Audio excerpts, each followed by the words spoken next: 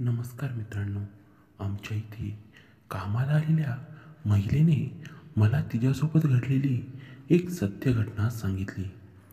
तर चला मित्रांनो, ही कथा आपण तिच्याच शब्दामध्ये ऐकूया. घरकामाच्या शोधामध्ये असताना दिवाळी जवळ आली. आता मी दिवाळीमध्ये जरा जास्त काम करायचं ठरवलं, जेणेकरून घरामधील काही गोष्टींना हातभार लागेल.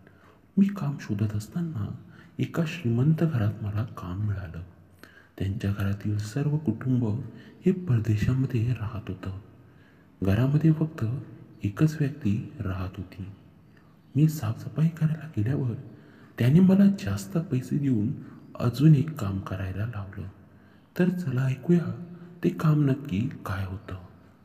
नमस्कार मित्रांनो, माझं नाव कांचन. मी एक घरकाम करणारी महिला.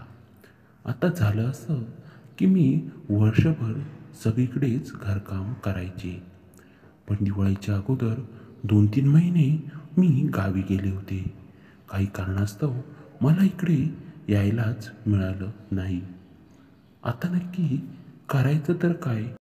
कारण दिवाळी जवळ आल्यामुळे सर्व घरातील लोकांनी त्यांच्या घरामध्ये काम करायला आधीच कामगार महिला बघून ठेवल्या होत्या. त्यामुळे मला काम मिळणं थोडं मुश्किल होऊ लागलं. मी गावी जात असताना एका घरामध्ये मी अगोदर काम करत होते. तेही घर सोडून बाहेर राहायला गेल्यामुळे मला आता खूप चिंता वाटू लागली. नक्की काय होणार? असं करता करता मला काही ठिकाणी बऱ्यापैकी काम मिळालं. पण दिवाळी असल्यामुळे व घरची जबाबदारी सगळ्यात जास्त माझ्यावर असल्यामुळे मी आता डबलनी काम करायचं ठरवलं. म्हणून मी आता कामाच्या शोधात पुन्हा एकदा बाहेर निघाले. अचानक मी जिथे आधी काम करत होते त्या घरातील मावशी मिळाल्या.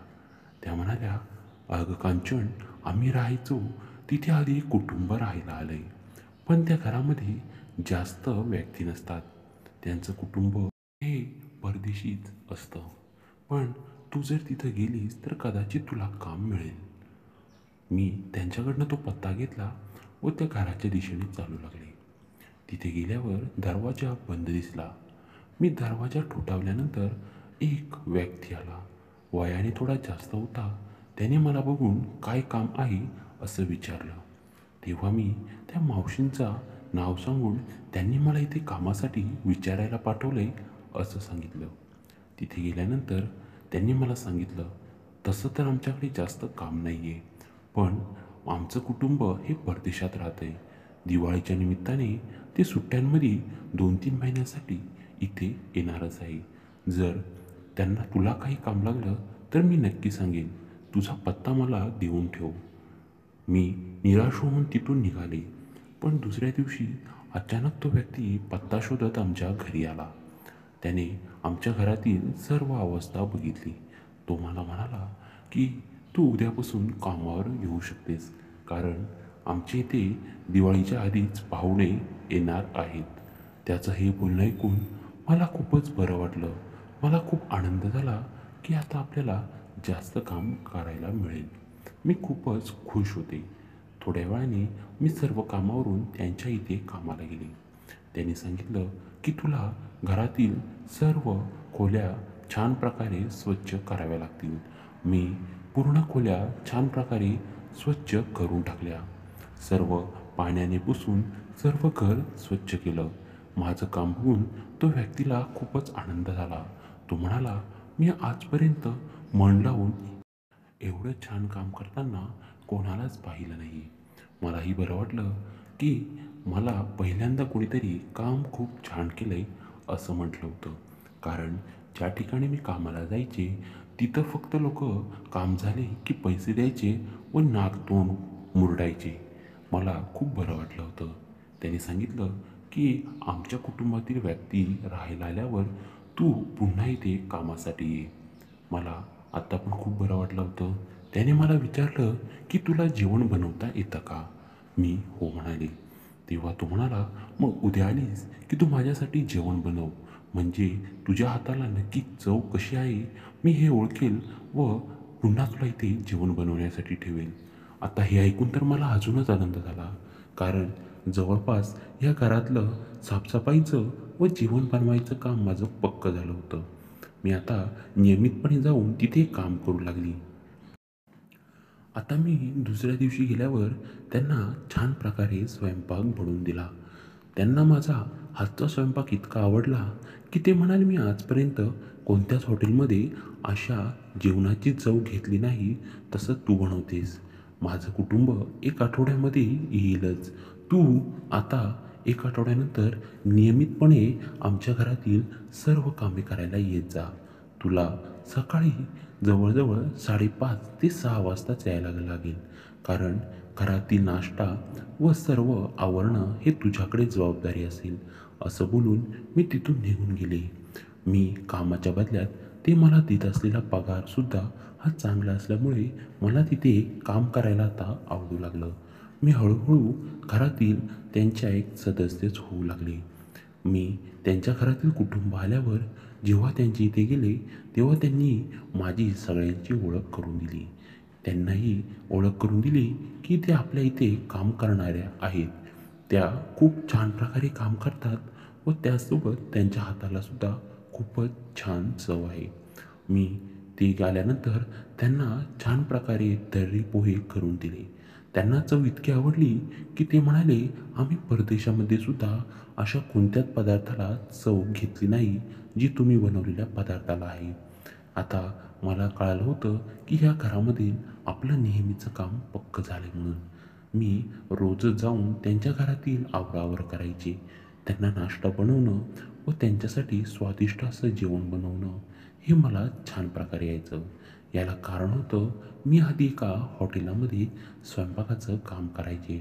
त्यामुळे मला वेगवेगळे पदार्थ कसे बनवायचे या गोष्टी चांगल्या माहीत होत्या. आता ते एक दिवस सर्वजण फिरायला बाहेर गेले. मला त्यांनी खूपच हट्ट केला की तू पण आमच्यासोबत फिरायला चल. म्हणून मी सुद्धा 2 दिवसासाठी त्यांच्यासोबत सगळीकडे फिरायला गेले.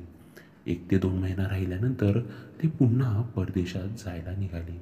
ते माझ्या म्हणाले की आम्ही तर चाललो आहे, पण तू आमच्या वडिलांची काळजी घेत जा. त्यांना हवं नको ते सर्व देत जा व तुला काही अडीअडचण असली तर तू नक्की त्यांना सांग. आम्ही तुझ्यासाठी वेगळे पैसे पाठवून देऊ. आजपर्यंत इतक्या आपुलकीने माझ्यासोबत कोणच बोललं नव्हतं. मला खूप बरं वाटलं. ते गेल्यानंतर मी नियमितपणे तिथे कामाला जाऊ लागले.